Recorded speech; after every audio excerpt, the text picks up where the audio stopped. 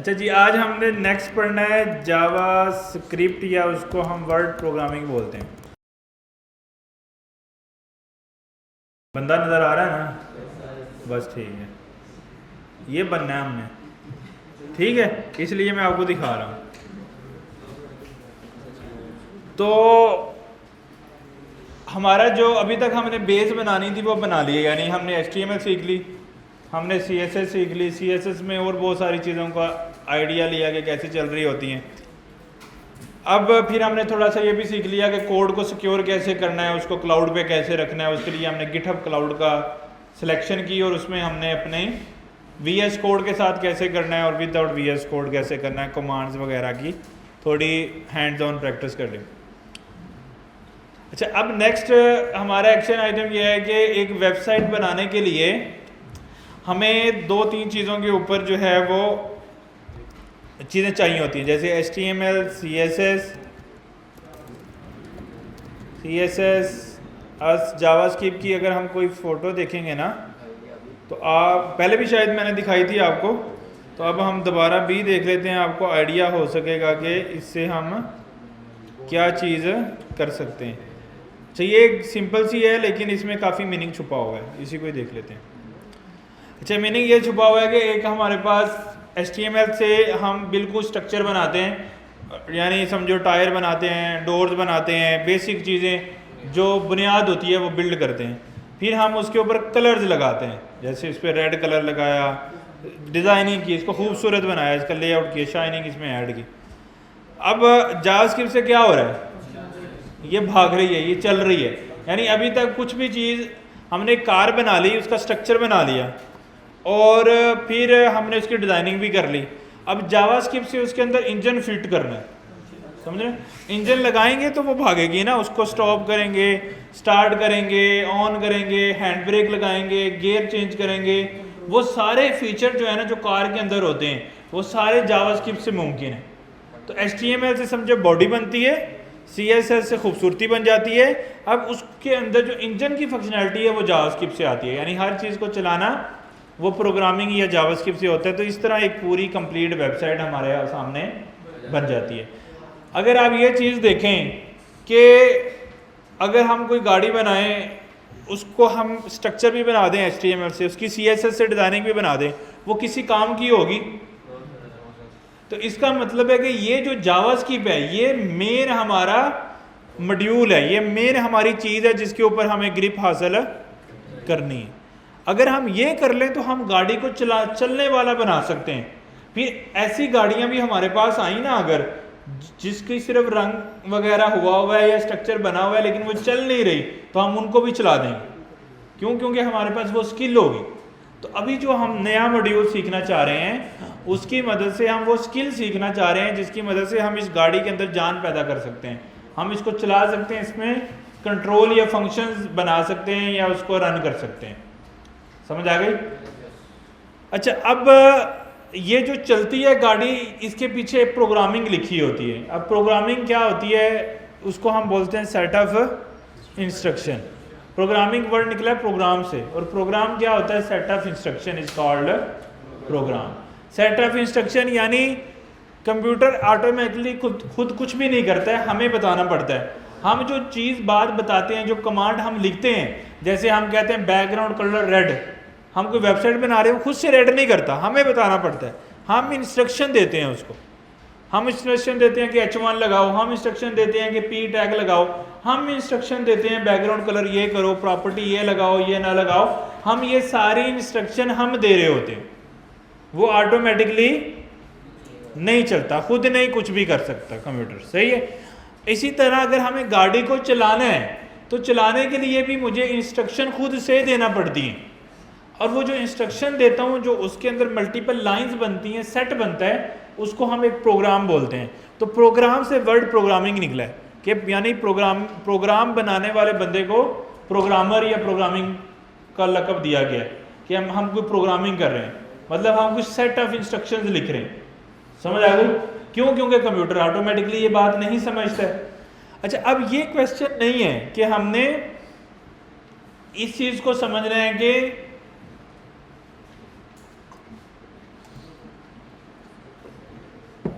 कि वो set of instruction जो हमने लिखनी है वो जावास्क्रिप्ट में ही क्यों लिखनी है। हमने कहा ना कि हम जावास्क्रिप्ट का एक नया मॉड्यूल शुरू करने वाले हैं, इस चीज़ को हमें ग्रिप हासिल करनी है कि हम वाई जावास्क्रिप्ट के जावास्क्रिप्ट को क्यों हम चूज़ कर रहे हैं। फेमस है, एक बात हो सकती है कि इसकी पॉपुलैरिटी लेवल जो है as compare to other languages वो ज़्यादा है। अच्छा, दूसरा इसके अंदर जो सबसे मेन चीज़ है जावास्क्रिप्ट को, जो सबसे ज़्यादा मतलब जो ज़्यादा इसमें कंट्रोल जावास्क्रिप्ट की मदद से हमें मिलते हैं, ये जावास्क्रिप्ट और टाइपस्क्रिप्ट और जावास्क्रिप्ट सिस्टर लैंग्वेजेस हैं। मतलब एक ही चीज़ को के दो नाम हैं। अगर टाइपस्क्रिप्ट और जावास्क्रिप्ट का मैं उसका भी एक स्क्रीनशॉट,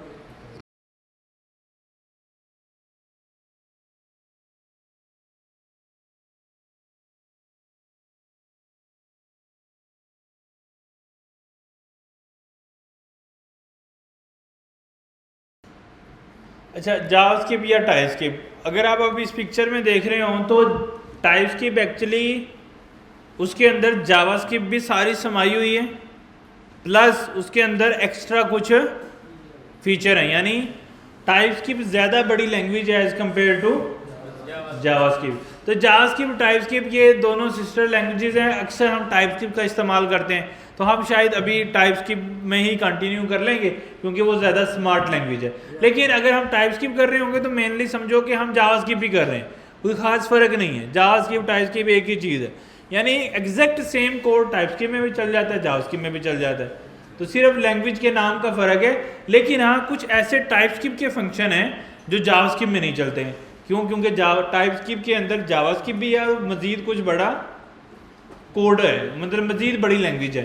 तो जो ज़्यादा एक्स्ट्रा फीचर हैं टाइपस्क्रिप्ट में वो जावास्क्रिप्ट में नहीं चलेंगे, लेकिन जावास्क्रिप्ट के सारे फीचर टाइपस्क्रिप्ट में चल जाते हैं, उसमें कोई भी इशू नहीं आता।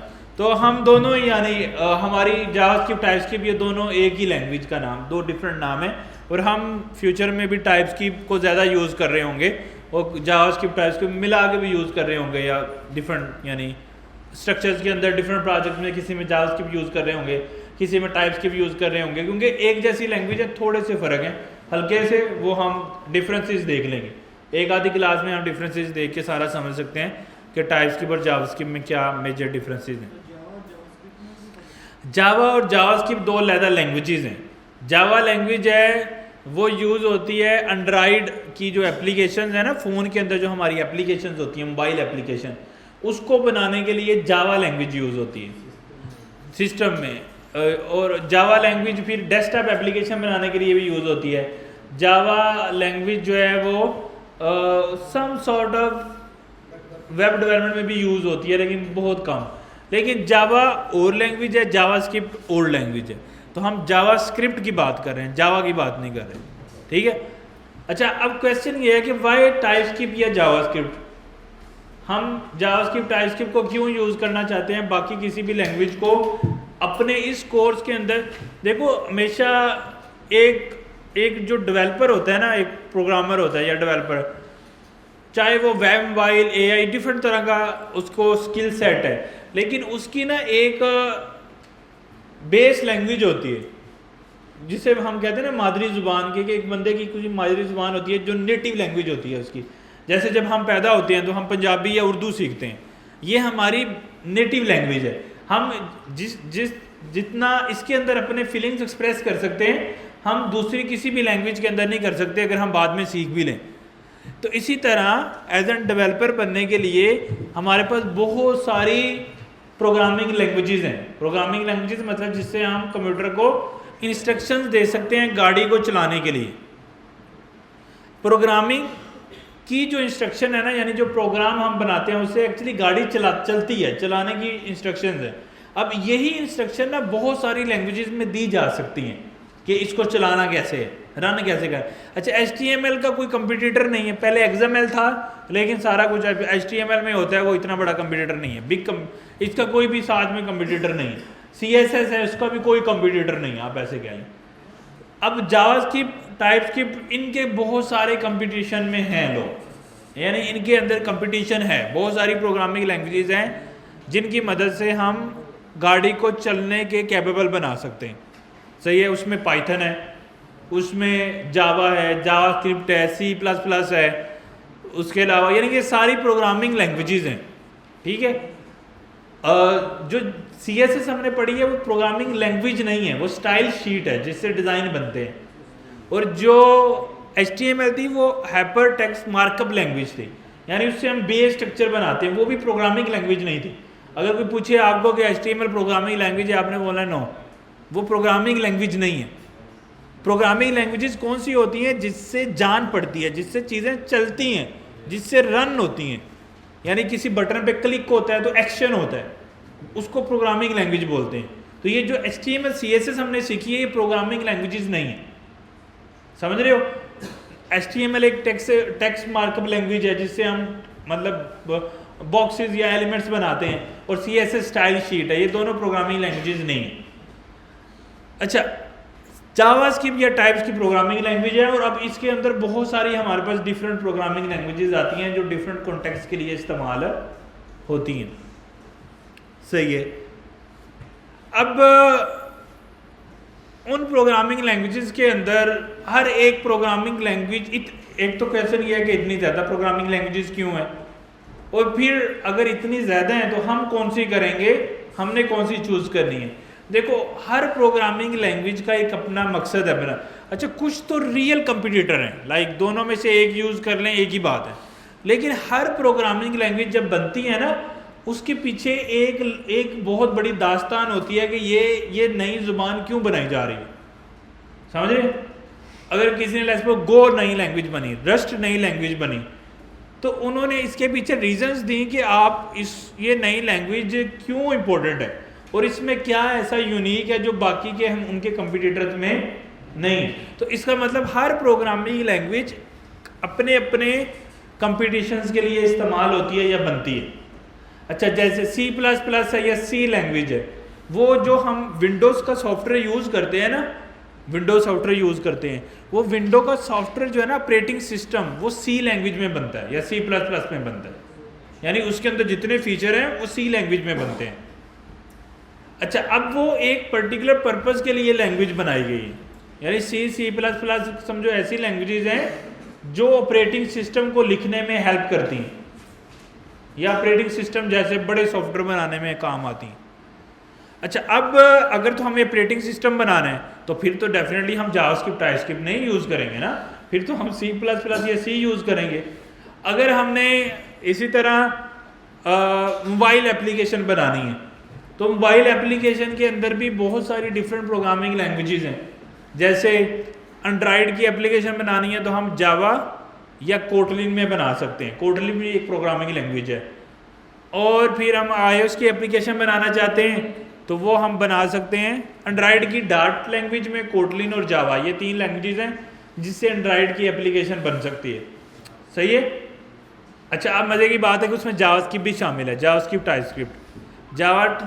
टाइपस्क्रिप्ट, डार्ट, कोटलिन और जावा, इन सब से मोबाइल की एप्लीकेशन बन जाती है एंड्रॉयड की।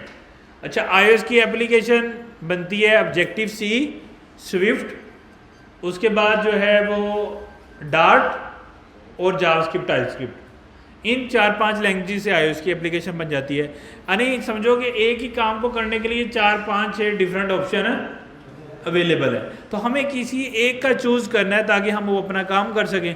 तो यानी अगर हमें एंड्रॉयड की एप्लीकेशन बनानी है तो सेपरेट लैंग्वेजेस हैं, iOS की बनानी है तो सेपरेट लैंग्वेजेस है। इसी तरह अगर हम डेस्कटॉप की एप्लीकेशन बनाने चले जाते हैं, यानी जिस तरह ये मेरे पास नीचे जितनी एप्लीकेशन है ये मेरी डेस्कटॉप की एप्लीकेशन हैं, सही है, जिस तरह आपके पास भी होंगी। अगर वो वाली एप्लीकेशन बनानी है तो फिर डेस्कटॉप वाली लैंग्वेजेस का इस्तेमाल करना पड़ेगा, जिसमें जावा है, जिसमें पाइथन से भी हम डेस्कटॉप एप्लीकेशन बनाते हैं, जावा से भी डेस्कटॉप एप्लीकेशन बनाते हैं। अच्छा, मज़े की बात है कि उसमें भी जावास्क्रिप्ट और टाइपस्क्रिप्ट से भी डेस्कटॉप एप्लीकेशन बन सकती है, सही है। अच्छा, अब उससे आगे जाते हैं, अब AI की एप्लीकेशन बनानी है।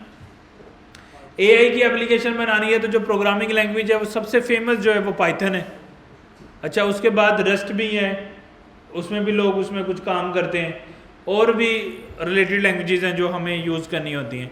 इसी तरह अगर हमें वेब प्रोग्रामिंग की बैकएंड को बनाना है तो उसमें भी बहुत सारी लैंग्वेजेस हैं, जैसे PHP है, Node.js है, और इस तरह की बहुत सारी चीज़ें हैं। अच्छा, अगर हम इन सब का शॉर्ट हैंड देखें ना, तो अगर आपने गौर किया हो तो जब मैं बोल रहा था कि हमें एंड्राइड बनाना है तो उसमें भी जावास्क्रिप्ट टाइपस्क्रिप्ट आ रही थी। मैं बोल रहा था iOS बनानी है तो उसमें भी जावास्क्रिप्ट टाइपस्क्रिप्ट आ रही थी। मैं बोल रहा था वेब बनानी है फ्रंट एंड तो जावास्क्रिप्ट टाइपस्क्रिप्ट है। बैक एंड बनाना है तो उसमें भी जावास्क्रिप्ट टाइपस्क्रिप्ट है। इवन AI करनी है तो उसमें भी जावास्क्रिप्ट टाइपस्क्रिप्ट काफ़ी हद तक 60-70% तक यूज़ हो रही है। अच्छा, इसी तरह अगर आपने डेस्कटॉप एप्लीकेशन बनानी है तो उसमें भी जावास्क्रिप्ट टाइपस्क्रिप्ट का इस्तेमाल हो रहा है। तो इसका मतलब है कि जावास्क्रिप्ट या टाइपस्क्रिप्ट एक ऐसी लैंग्वेज है, ये यूनिवर्सल लैंग्वेज है। यूनिवर्सल मतलब हर जगह काम आती है, वेब में भी, मोबाइल में भी, AI में भी चल रही है, बैक एंड में भी चल रही है, फ्रंट एंड में भी चल रही है। तो चूंकि हमने अब ऐसा डेवलपर बनना है, वेब मोबाइल एप्लीकेशन डेवलपर, या फ्यूचर में वेब मोबाइल AI डेवलपर, या web mobile AI desktop developer, जो डेस्कटॉप एप्लीकेशन भी बनाए, यानी डेस्कटॉप विंडो की एप्लीकेशन, मैक की एप्लीकेशन, एंड्रॉयड, iOS, वेब, हर तरह की एप्लीकेशन आप बना सकें। अब अगर हम जावास्क्रिप्ट टाइपस्क्रिप्ट का इस्तेमाल नहीं करते तो हमें डेस्कटॉप बनाने के लिए जावा सीखनी पड़ेगी, AI करने के लिए पाइथन सीखनी पड़ेगी, वेब करने के लिए जावास्क्रिप्ट टाइपस्क्रिप्ट सीखनी पड़ेगी, बैकएंड करने के लिए PHP सीखनी पड़ेगी, और मोबाइल करने के लिए कोटलिन सीखनी पड़ेगी, iOS करने के लिए स्विफ्ट सीखनी पड़ेगी। कोई मेरे ख्याल से कोई 10 आपको प्रोग्रामिंग लैंग्वेजेस सीखनी पड़ेंगी अगर OS, मतलब इतने अगर काम करने हैं। अगर आपने यहाँ पे हम ड्रा भी कर लेते हैं, अगर आप वेब 50% AI डेवलपर अगर बनना चाहते हैं और इसको आप साथ में वर्ड फुल स्टैक लगा लें, फुल स्टैक मतलब जो फ्रंट एंड और बैक एंड दोनों कर लेते हैं। अब full stack web mobile desktop AI developer आपने बनना है, ये आपका टारगेट है, ताकि आप सब कुछ कर लो। तो अगर आप ये सब करना चाहते हो तो फिर आपको क्या करना पड़ेगा, वेब के फ्रंट एंड के लिए आपको यूज़ करना पड़ेगी जावास्क्रिप्ट या टाइपस्क्रिप्ट, क्योंकि वेब के जो फ्रंट एंड है वो जावास्क्रिप्ट या टाइपस्क्रिप्ट के अलावा हो ही नहीं सकता। अच्छा, उसका बैक एंड वेब का सीखना है तो वहाँ पे आप कोई भी लैंग्वेज यूज़ कर सकते हैं, जैसे PHP, Go, रेस्ट, कोई भी ये लैंग्वेज जो है वो यूज़ हो सकती है। और मज़े की बात यह है कि जावास्क्रिप्ट टाइपस्क्रिप्ट भी यूज़ हो सकती है इन शेप ऑफ Next.js या Node.js, क्योंकि इनके नाम के एंड पे जावास्क्रिप्ट आ रही है ना, तो इसका मतलब क्या है कि ये जावास्क्रिप्ट टाइपस्क्रिप्ट को यूज़ कर रहे हैं। तो ये एक आ गया। इसका मतलब है कि आप वेब सीखनी है, फ्रंट एंड बनाना है तो आपको ये वाली चीज़ सीखनी पड़ेगी, अगर बैक एंड बनाना है तो नीचे वाले लैंग्वेजेस जो हैं वो सीखनी पड़ेंगी। इसी तरह अगर आपको वेब मोबाइल बनाना है तो मोबाइल बनाने के लिए आपको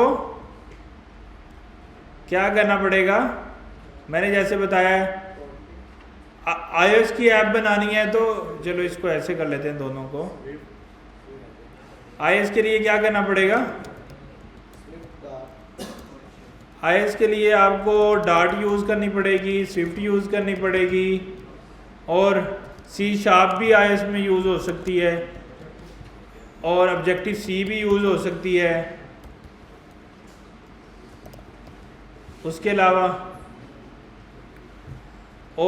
अलावा हमारे पास जो है वो नहीं, वो डार्ट लैंग्वेज यूज़ करता है ना। अभी हम लैंग्वेजेस की बात कर रहे हैं, फ्रेमवर्क्स की बात नहीं कर रहे, ये iOS की बात कर रहे हैं ना, iOS में क्या क्या ऑप्शंस हैं। अच्छा, उसके अलावा इसको भी थोड़ा नीचे ले जाते हैं ताकि स्पेस जो है वो और आ जाए, ठीक है। और इसमें डेफिनेटली एंड पे हमारे पास जावास्क्रिप्ट टाइपस्क्रिप्ट का ऑप्शन भी आ जाता है। अच्छा, एंड्रॉयड की एप्लीकेशन बनानी है तो फिर क्या करना पड़ेगा, हमारे पास ऑप्शन है जावा का, हमारे पास ऑप्शन है कोटलिन का, हमारे पास ऑप्शन है, बोलो, डार्ट का, सी शार्प का और जावास्क्रिप्ट और टाइपस्क्रिप्ट का, ये ऑप्शन आ गया। अब डेस्कटॉप एप्लीकेशन बनानी है तो फिर हमारे पास ऑप्शन है जावा का, उसके अलावा पाइथन का। पाइथन का सम बट सी भी यूज़ होती है, C++ या सी डेस्कटॉप एप्लीकेशन बनाने में। अच्छा, AI की एप्लीकेशन बनानी है फिर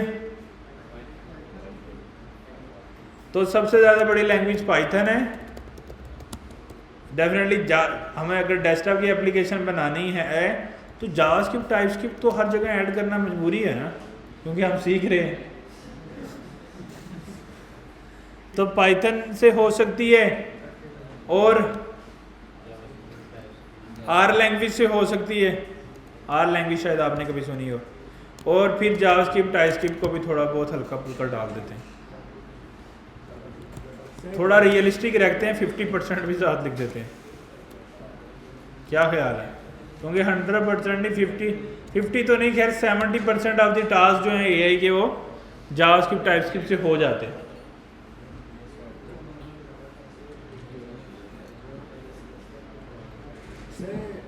तो अगर हमारा गोल है full stack web mobile desktop AI developer, तो अब क्या करें फिर? जावास्क्रिप्ट टाइपस्क्रिप्ट कोई पकड़ ले मेरे ख्याल से, क्योंकि अगर वैसे लैंग्वेजेस की तरफ जाएंगे ये तो दरिया बन गया है, पाइथन ही नहीं खत्म, एक ही लैंग्वेज को सीखना बड़ा मुश्किल है। तो ये तो अगर वेब के लिए जावास्क्रिप्ट सीखें, फिर बैकएंड के लिए PHP सीखने लग जाएं, फिर मोबाइल के लिए जावा सीखें, फिर iOS के लिए स्विफ्ट सीखें, डेस्कटॉप के लिए C++ सीखें, AI के लिए फिर मतलब पाइथन सीखें, तो ये तो बहुत लंबा चौड़ा काम है। अच्छा, चूंकि AI 100% जावास्क्रिप्ट टाइपस्क्रिप्ट से नहीं हो सकती है, इसलिए शायद पाइथन तो सीखनी पड़ेगी, आज नहीं तो कल सीखनी पड़ेगी ना। लेकिन पहले ग्रिप देखो, अब पहले 70% तो कर लें, बाकी का जो 30% बचेगा AI में फिर पाइथन भी सीख लेंगे, क्या ख्याल है? लेकिन मोस्टली काम तो हम AI का भी जावास्क्रिप्ट टाइपस्क्रिप्ट से कर सकते हैं, क्योंकि हर एक लाइब्रेरी जो है ना वो जावास्क्रिप्ट टाइपस्क्रिप्ट में भी उसकी ऑप्शंस जो हैं वो आ रहे हैं। तो अब इन सारी चीज़ों को देखते हुए हमें क्या करना चाहिए? जावास्क्रिप्ट को पढ़ना शुरू कर देना चाहिए, या मतलब जावास्क्रिप्ट टाइपस्क्रिप्ट को पढ़ना शुरू कर देना चाहिए। क्यों? क्योंकि ये तकरीबन जो हमारा गोल है उसके हर एक चीज़ में ही आ रही है। एक लैंग्वेज, इसका मतलब कोड वंस यूज एवरीवेयर, एक दफ़ा कोड किया हर जगह यूज़ कर रहे हैं, या एक दफ़ा लॉजिक बनाई हर जगह यूज़ हो सकती है। अब ये तो एक लैंग्वेज है, तो ये कैसे वेब मोबाइल AI ये सारा कुछ कैसे अचीव करती है? उसके लिए फ्रेमवर्क्स आते हैं। जैसे वेब का फ्रेमवर्क जो हम यूज़ करेंगे वो React.js Next.js है, मोबाइल का फ्रेमवर्क जावास्क्रिप्ट में React नेटिव है, डेस्कटॉप का फ्रेमवर्क Electron.js है। अच्छा, बाकी AI के अंदर भी इसके LangChain वगैरह का जो फ्रेमवर्क है वो जावास्क्रिप्ट में अंदर अवेलेबल है, तो LangChain सीख सकते हैं जावास्क्रिप्ट टाइपस्क्रिप्ट के अंदर। तो इस तरह हम पूरा full stack web mobile desktop AI developer बन सकते हैं। सही है, ताकि एक ऐसा डेवलपर पढ़े ना जिसका नाम लेते हुए एक बंदा थोड़ा लंबा चले ना, ये थक गए हैं कि इसको इतना कुछ आता है। तो ये हमारा गोल है बनने का। तो ये अब अचीव करना है, तो इसके लिए फिर जावास्क्रिप्ट टाइपस्क्रिप्ट पे ग्रिप हासिल करनी पड़ेगी, ताकि हम चीज़ों को अच्छा ग्रिप बना सकें। तो अब इसमें तो कोई कन्फ्यूजन नहीं है ना कि हम जावास्क्रिप्ट टाइपस्क्रिप्ट क्यों चूज़ कर रहे हैं, क्योंकि इसमें तकरीबन हमारा जो गोल है ना, जो बनना है हमने full stack web mobile desktop AI developer हैं जावास्क्रिप्ट सीख के सबका कैरियर आ जाएंगे। डेफिनेटली देखो, हमें तो ऐसी चीज़ें सीखनी है जिससे हम ज़्यादा से ज़्यादा काम कर सकें। तो हम तो डेस्कटॉप भी बना रहे हैं, हम तो वेब भी बना रहे हैं। अच्छा, डेस्कटॉप भी ऐसी जो एंड्रॉयड पे भी, डेस्कटॉप भी ऐसी जो विंडो पे भी चलती है, वो मैक पे भी चलती है, वो लिनक्स पे भी चलती है। नहीं तो नॉर्मली जो दूसरी लैंग्वेजेस में बनती हैं ना, वो सब जगह नहीं चलती। जैसे जावा में जो बनती है वो सिर्फ विंडो पे चलती है, इस तरह से। तो ये जो लैंग्वेज हम यूज़ करेंगे जावास्क्रिप्ट, इससे हर जगह से ही चल जाती है। तो ये मतलब एक ऐसी लैंग्वेज है जो हर तरह यूज़, इसीलिए इसकी पॉपुलैरिटी भी बहुत है। यानी समझो 70-80% ऑफ द कोर डेवलपमेंट जो है ना वो इसमें ही हो रही है अब। क्यों? क्योंकि ये हर जगह सपोर्ट करती है, हर जगह इसकी वेरिएंट्स आ रहे हैं। तो इसमें इसने हर जगह को कैप किया हुआ है। यानी डेस्कटॉप के अंदर जो हम ये यूज़ करते हैं ना VS कोड, अब ये कितनी अच्छी एप्लीकेशन है, ये जावास्क्रिप्ट में बनी हुई है, समझ रहे हैं? तो इसका मतलब क्या है कि ये इतनी हैवी लैंग्वेज है कि जिसके अंदर सारी चीज़ें जो हो जाती हैं उसको हम इलेक्ट्रॉन JS बोलते हैं। अगर उसकी आप एप्लीकेशन में जाएँ ना कि इलेक्ट्रॉन JS को किन किन लोगों ने यूज़ किया हुआ है, तो उसमें आपको ये बड़ी बड़ी लैंग्वेजेस जो हैं वो बड़ी बड़ी ऐप नज़र आएंगी, जैसे Asana, Discord, Figma, GitHub desktop, Loom, MongoDB Compass, Notion, Slack, sky, VS code और भी बहुत सारी हैं। अगर हम इधर देखें तो ये सारी जो हैं वो इसके अंदर बनी है जावास्क्रिप्ट, टाइपस्क्रिप्ट, इलेक्ट्रॉन JS के अंदर, समझ रहे हैं? तो इसका मतलब है ये बहुत बड़ा इकोसिस्टम है कि जिससे डेस्कटॉप भी बन रही है, जिससे वेब भी बन रही है, मोबाइल भी बन रही है। अब समहाउ AI के अंदर भी आप जब LangChain में जाएं ना, LangChain JS अभी AI में आपको पता सबसे ज़्यादा फेमस फील्ड कौन सी है? Generative AI। जनरेटिव AI में जो भी सबसे ज़्यादा टॉप पे जो चल रहा है उसको हम AI एजेंट्स बोलते हैं कि एजेंट बनेंगे अब फ्यूचर के अंदर। अब वो एजेंट जो बनने का फ्रेमवर्क है क्या? वो LangChain है। और LangChain.js का मतलब क्या हुआ? जावास्क्रिप्ट। तो अब LangChain तो AI है, तो lang.js मतलब ये जावास्क्रिप्ट में अवेलेबल है। तो इसका इसलिए मैं कह रहा हूँ कि 50-60-70% जो काम है हमारे AI के वो जावास्क्रिप्ट से हो जाते हैं, लेकिन कुछ ऐसे काम है जैसे मॉडल ट्रेनिंग या कुछ ऐसे, वो फिर हमें जावास्क्रिप्ट से बाहर निकल के पाइथन में जाना पड़ता है।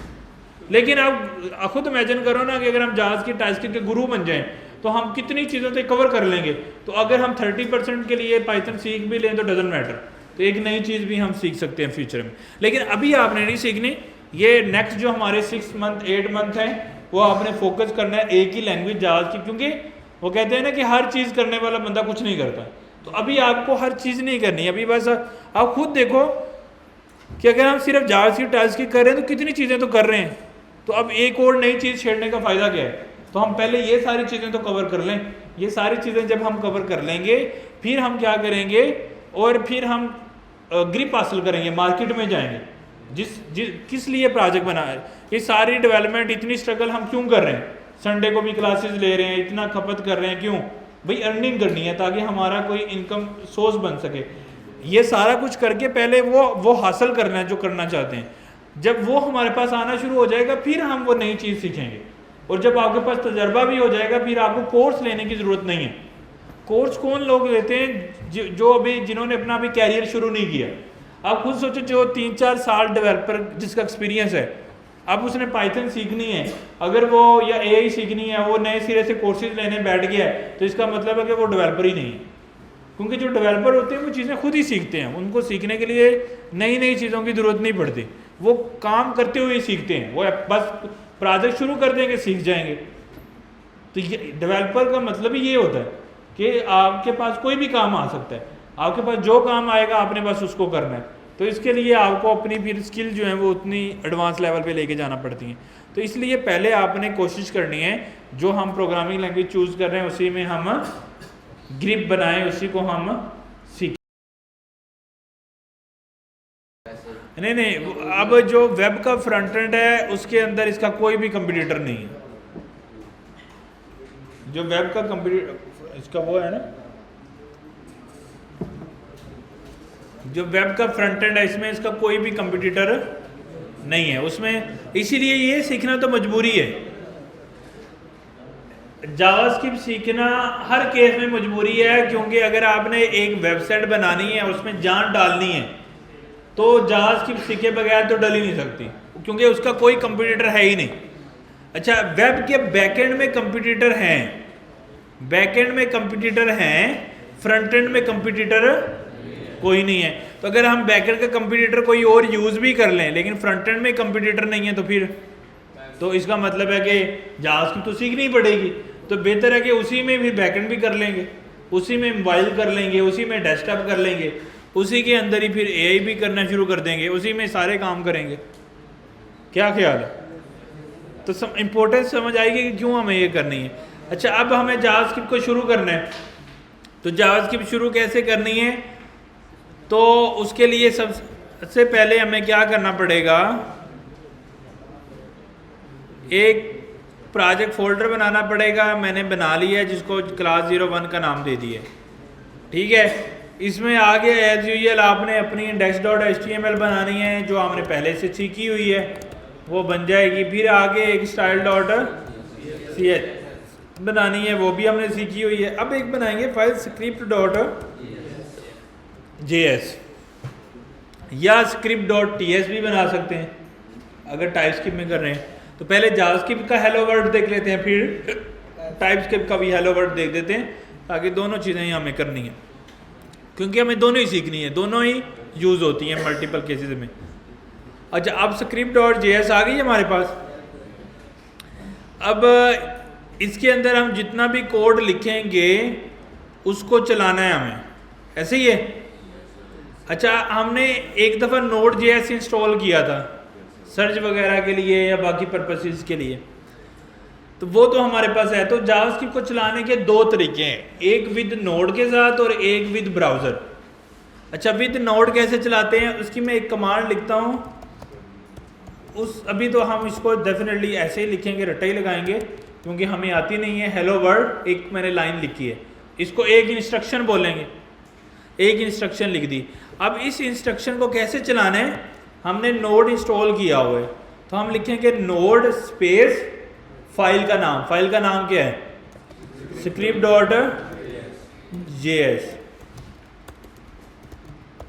इसको रन करेंगे तो यहाँ पे आपको आउटपुट आ गई क्या, हेलो वर्ल्ड। इसका मतलब हमारी जावास्क्रिप्ट की फाइल जो है वो चल रही। एक तरीका तो ये है, यानी एक तरीका नोड के साथ है और एक तरीका ब्राउज़र के साथ है। अब ब्राउज़र वाला तरीका देख लें, तो ब्राउज़र वाला तरीका देखने के लिए हमें क्या करना पड़ेगा, ये हेलो वर्ल्ड अगर हमें ब्राउज़र में देखना है तो कैसे देखें, यहाँ से गो लाइव चले जाएं, तो ये मेरे पास ये आ गई फाइल आ गई ना, जो HTML अभी खाली है, उसमें कुछ भी नहीं था। यहाँ से आपको राइट क्लिक करके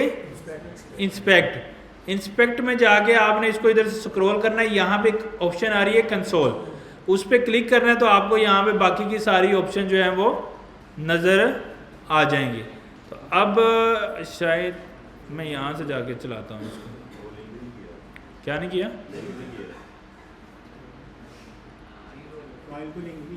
ओह सॉरी। अब जब तक हमारी जो है वो अभी हमारी फाइल है, लेकिन वो HTML के साथ तो लिंक ही नहीं है। तो लिंक करने के लिए हम क्या करते हैं, एक स्क्रिप्ट का टैग लगाते हैं। तो स्क्रिप्ट, उसको सोर्स देना है हमारी फाइल का नाम स्क्रिप्ट। हाँ, इसकी एक लॉजिक है, ये कहीं भी किया जा सकता है, लेकिन रिकमेंडेड एंड पे है। क्यों?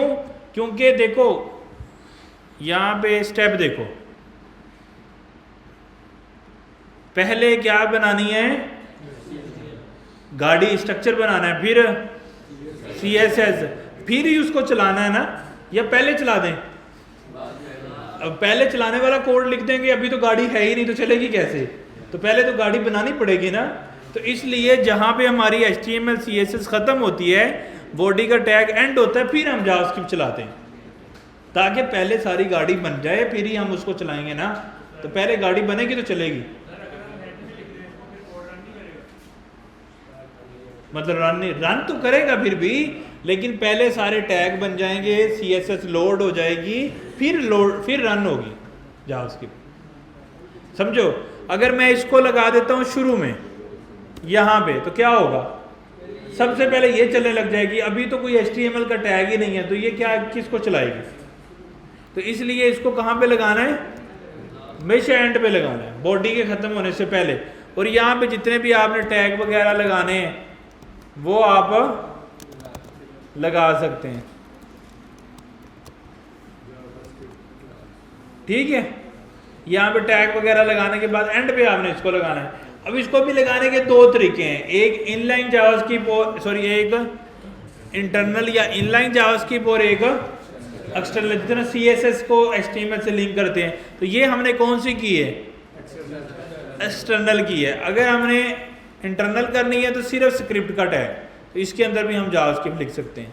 पर अगर इनलाइन करनी है तो वो तो हम करते ही फिर टैग के इन ओपनिंग उसके अंदर है, तो वो हम बाद में देख लेंगे। तो ये दो तरीके हैं जिससे करते हैं, लेकिन हम कौन सा यूज़ करेंगे? एक्सटर्नल वाला। बाद में करेंगे जो करेंगे वो तो कोड अभी हम जो पढ़ रहे हैं कंसोल डो लोग इंटरनल में भी लगा सकते हैं, लेकिन ज़रूरत नहीं है उसकी। हम ज़्यादा एक्सटर्नल पे फोकस करेंगे। समझ आ रही है बात? तो अब लिंक होगी हमारी फाइल, तो अब हम जाएंगे यहाँ पे दोबारा से रिफ्रेश करेंगे तो मेरे पास यहाँ पे हेलो वर्ल्ड आ गया, इसमें भी आ गया और उसमें भी आ गया। ठीक है, तो अब मैंने दो तरीक़ों से करा दिया कि HTML के साथ लिंक करके कैसे करना है, चलाना है, और Node.js के साथ कैसे चलाना है। मोस्ट ऑफ द केसेस में हम Node.js के साथ ही चलाते रहेंगे, क्योंकि ये चलाना थोड़ा सा इजी है, बार बार आगे पीछे नहीं जाना पड़ेगा ना, वहीं कोड कर रहे हैं वहीं चला लिया, वहीं कोड कर रहे हैं वहीं चला लिया, तो इजी रहता है। तो ये चीज़ हमारे पास आ गई। उसके अलावा जो है जावास्क्रिप्ट, हर प्रोग्रामिंग लैंग्वेज हमें पता है कि कंप्यूटर कौन सी ज़ुबान समझता है, बाइनरी लैंग्वेज 0-1 की ज़ुबान समझता है। अब जावास्क्रिप्ट को वो समझते हैं? जावास्क्रिप्ट कौन सी लैंग्वेज है? हाई लेवल लैंग्वेज को कंप्यूटर समझता नहीं है, तो इसको हमें फिर क्या करना पड़ेगा? कंपाइल करना पड़ेगा। तो इसका कंपाइलर यानी Node.js या ब्राउज़र इसके कंपाइलर हैं, जो कंपाइल करके इसको 0-1 की ज़बान में शिफ्ट करते हैं। यानी जब हम नोड से चलाते हैं तो समझो ये कंपाइल हो रही होती है, तो जब हम ब्राउज़र से चलाते हैं तो ब्राउज़र भी इसको कंपाइल करता है। अब एक चीज़ इसमें इंटरेस्टिंग है कि जावास्क्रिप्ट एक इंटरप्रेटर लैंग्वेज है, यानी दो तरह के कंपाइलर होते हैं। एक कंपाइलर होते हैं जो पहले सारी ही लाइक मैंने इसमें 1000 लाइनें लिखी जा प्रोग्रामिंग इंस्ट्रक्शन 1000, तो कंपाइलर क्या करता है, पहले सारा कोड एग्जीक्यूट करता है, यानी सारे कोड को कंपाइल कर लेता है, फिर उसको एग्जीक्यूट करता है। और इंटरप्रेटर क्या होता है कि वो लाइन बाय लाइन, पहली लाइन करी, फिर दूसरी लाइन करी, फिर तीसरी लाइन करी। अच्छा, उसमें फ़ायदा क्या है, सारा कोड वन गो में कंपाइल होने का, कि अगर कोई एरर है तो सामने आ जाएगा, कोड चलेगा ही नहीं, पहली दफ़ा भी नहीं चलेगा। और इंटरप्रेटर में अगर 1000 लाइन का कोड है और 999 पे प्रॉब्लम है, तो 998 लाइन यानी 998 लाइनें तो चल जाएंगी, फिर एरर आएगा। समझ रहे हो? तो इंटरप्रेटर क्या करता है, लाइन बाय लाइन एग्जीक्यूट करता है, कंपाइलर जो है सारे को एक ही दफ़ा में कंपाइल करता है। तो हम जावास्क्रिप्ट जो है वो इंटरप्रेटर लैंग्वेज है, समझो। पाइथन भी इंटरप्रेटर लैंग्वेज है, वो 1 बाय 1 लाइन को ही एग्जीक्यूट करती है, जब रन टाइम पे जब चल रहा होता है, जब भी एग्जीक्यूट हो रहा होता है, कंपाइल भी हो रहा होता है और एग्जीक्यूट भी हो रहा होता है। वो तो नेटिवली ब्राउज़र उसको सपोर्ट करता है, यानी ब्राउज़र एक ऐसा सॉफ्टवेयर है जो HTML और CSS को सपोर्ट करता है, यानी समझो वो उनका कंपाइलर है। टेक्निकली तो वो होता है, ब्राउज़र ही उसका कंपाइलर होता है। क्रोम का जो ब्राउज़र है ना, ये HTML CSS का कंपाइलर है जो उसको 0-1 में कन्वर्ट करके दिखाता है। अच्छा, यहाँ तक किसी को कन्फ्यूजन हो? सारी समझ आ गई? अच्छा, अब हमने एक तो सबसे इम्पोर्टेंट बात, प्रोग्रामिंग लैंग्वेज सीखना कतन ऐसा नहीं है जैसे हम HTML CSS सीख रहे हैं। इसका मतलब क्या है कि ये मुश्किल होने वाला है। अच्छा, मुश्किल होने वाला है तो इसका मतलब सब भागने वाले हैं, क्योंकि हम तो बने ही आसान काम करने के लिए हैं। मुश्किल काम तो हमारी हड्डी में है नहीं कि जब भी मुश्किलात आती हैं तो हम भाग जाते हैं। ये हमारे मतलब समझो, ये हमारे उसमें है कि मुश्किलात से हम भागते हैं, काम उनको सामना नहीं करते। लेकिन एक तरफ कामयाबी है और मुश्किल खटन रास्ता है, और एक तरफ जो है वो नाकामी है, घर वालों के मसले मसाइल हैं, और समझ रहे हो कि टेंशनें हैं, और ज़िंदगी मतलब अपनी बर्बाद करने वाला मामला है। तो दोनों में से एक रास्ते को चूज़ करना है। तो मैं तो इसी को चूज़ करूँ जिससे कुछ कैरियर बन सकता है। तो आपको भी यही रिकमेंडेशन है कि मुश्किल तो होगा, आसान कुछ नहीं होता ज़िंदगी में। अच्छा, ऐसा नहीं है कि आप कोई किसी स्टोर में भी लग जाएंगे ना, वो भी काम करना कोई आसान नहीं है। मुश्किल ही है। कोई भी आसान से आसान काम देखें, वो भी काम अपने अंदर मुश्किल ही है। तो ज़िंदगी में कुछ मुश्किल आसान नहीं होता, सिर्फ आपके माइंड को समझाने की बात है। समझ रहे हो? तो आपने अपने जहन को समझाना है, भाई मुश्किल तो होगा, लेकिन अगर एकदम लगा के जान इसको सीख लें तो ज़िंदगी बन सकती है। क्यों? क्योंकि ये ऐसी चीज़ है कि अगर इस पे ग्रिप आ गई ना तो आप डेवलपर बन गए। फिर अगले मॉड्यूल में आपको पढ़ाता हूँ या नहीं पढ़ाता, डजेंट मैटर। क्यों? क्योंकि ये चीज़ है, आपने देखा ना, वेब भी इस पर डिपेंड कर रही है, मोबाइल भी इस पर डिपेंड कर रही है, डेस्कटॉप भी, हर चीज़ तो इस पर डिपेंड कर रही है। सॉफ्टवेयर बनाना पूरा इस पर डिपेंड कर रहा है। अगर हम इस पर ग्रिप हासिल कर लें तो हम अपनी ज़िंदगी में बहुत अच्छा कामयाब हो सकते हैं। तो एकदम जान लगा के, मुश्किल कठिन रास्ता है, अगर अबूर कर लें तो कामयाबी ही कामयाबी है। अच्छा, अब अबूर करने का मतलब अब आपको कैसे पता लगेगा? उसमें दो चीज़ें, एक तो भागना नहीं है, अगर नहीं आया तो भागना नहीं है। देखो ना, जब तक दौड़ में शामिल रहेंगे तो जीतेंगे, तो दौड़ से साइड पे होगे तो कहाँ से जीतेंगे? एक तो भागना नहीं है, एकदम होके क्लास लेनी है।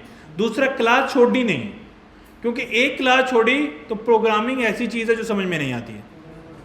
वो मतलब वो तो पूरी के पूरा आपने जितनी पिछली भी मेहनत की है ज़ाया। तो अब चांस नहीं है, अब कुछ भी हो जाए, अगर क्लास है तो लेनी पड़ेगी।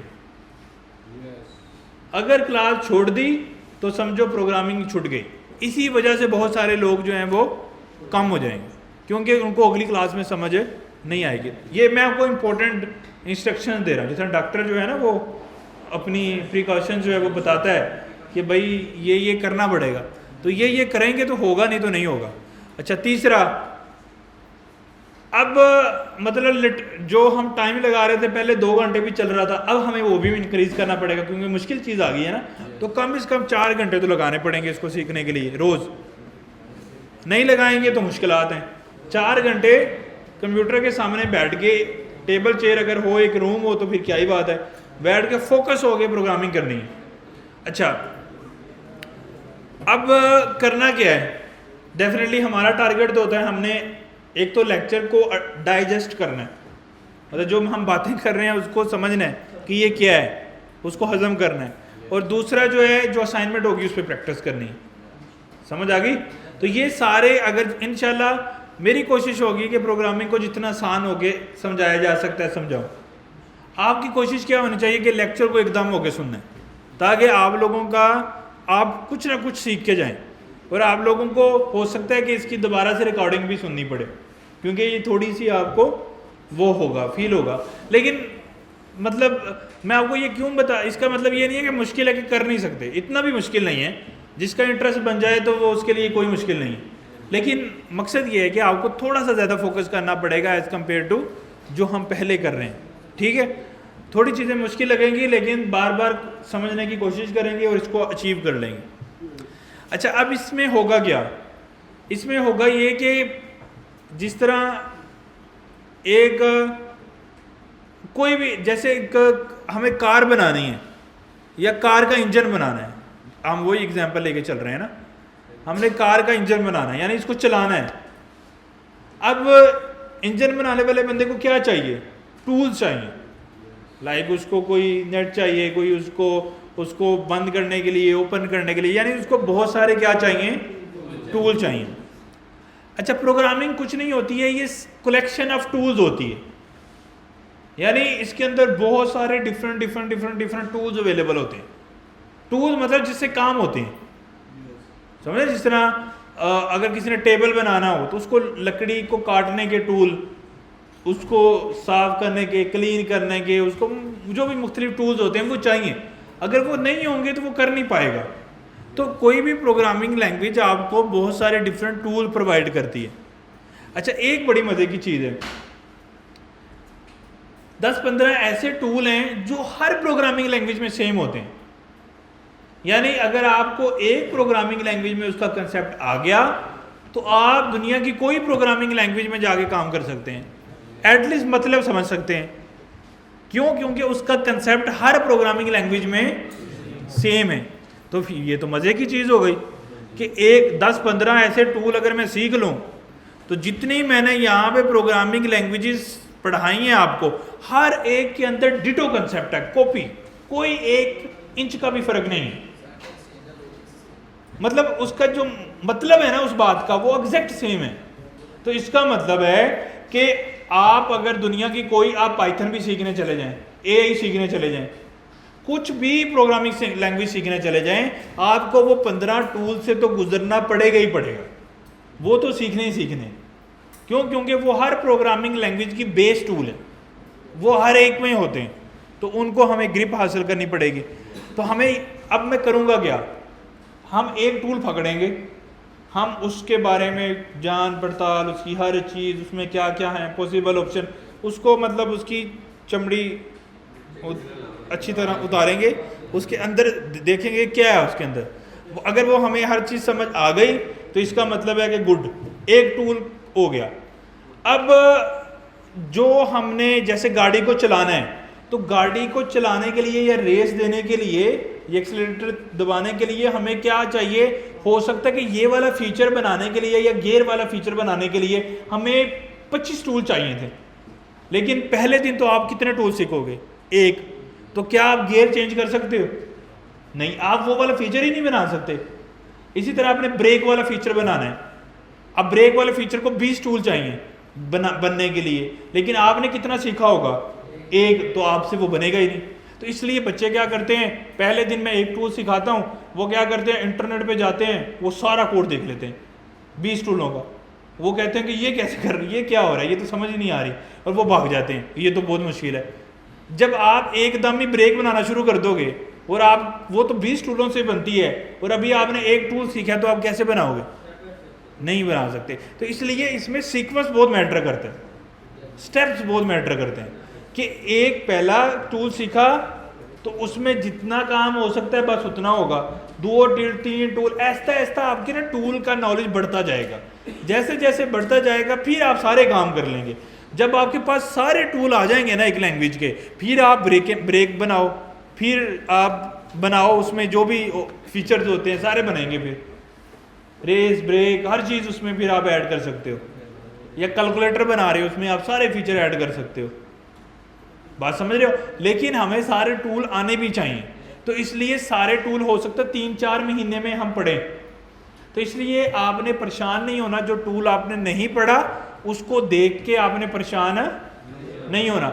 और हो सकता है मैं आपको एक ऐसी असाइनमेंट दे दूं जिसमें 5 टूल यूज होते हैं, लेकिन मैंने 3 पढ़ाए हैं, आपसे वो असाइनमेंट होगी नहीं। लेकिन मैं जानबूझ के दूंगा, क्यों? मैं चाहता हूं कि आपका दिमाग थोड़ा सा परेशानी ले, थोड़ा स्ट्रेस ले, थोड़ी टेंशन ले कि भाई ये भी चीज़ें हैं, और शायद आप उसी चक्कर में उस टूल को खुद से सीख जाएं। तो हो सकता है कि मैं आपको ऐसी असाइनमेंट दे दूं जिसके अंदर 5 टूल यूज़ होते हैं, लेकिन हमने 3 पढ़े हैं, लेकिन आप कोशिश करें तो शायद सीख भी जाएं।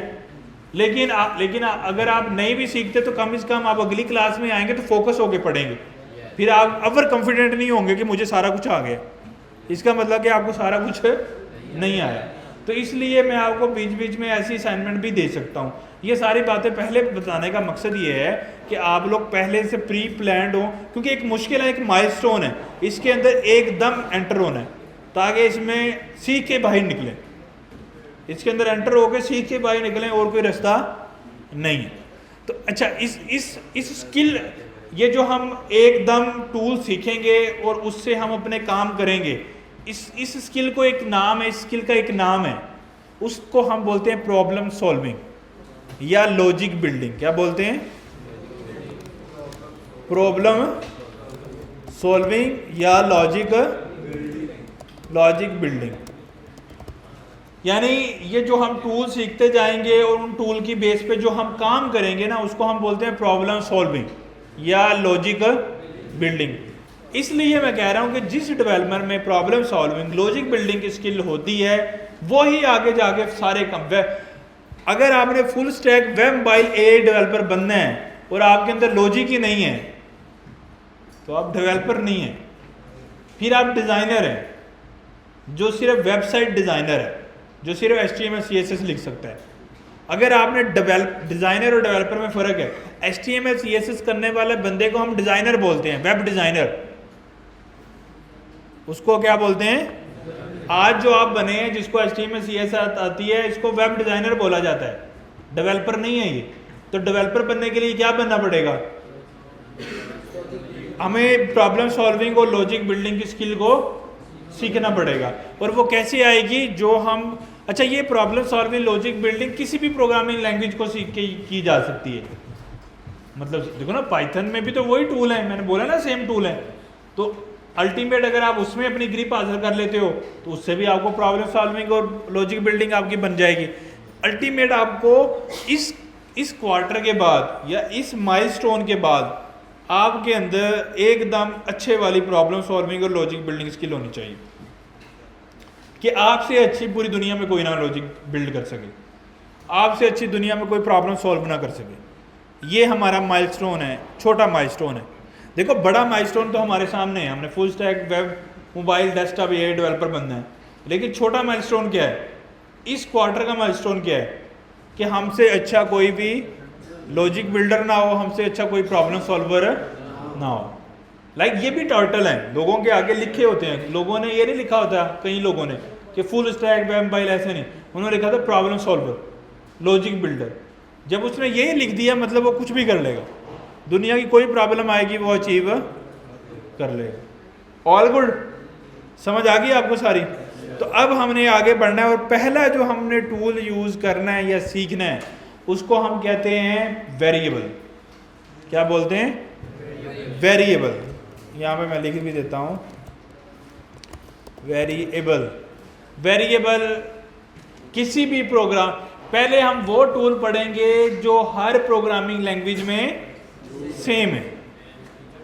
10-15 टूल ऐसे पढ़ेंगे जो ऐसे हैं जो हर प्रोग्रामिंग लैंग्वेज में सेम है। तो शुरू वाले टूल ऐसे होंगे जो हर प्रोग्रामिंग लैंग्वेज में सेम है। तो फिर बाद में हम ऐसे टूल पढ़ लेंगे जो हो सकता है सिर्फ जावास्क्रिप्ट टाइपस्क्रिप्ट में हो सकता है सिर्फ जावास्क्रिप्ट में, हो सकता है ओनली टाइपस्क्रिप्ट में हो।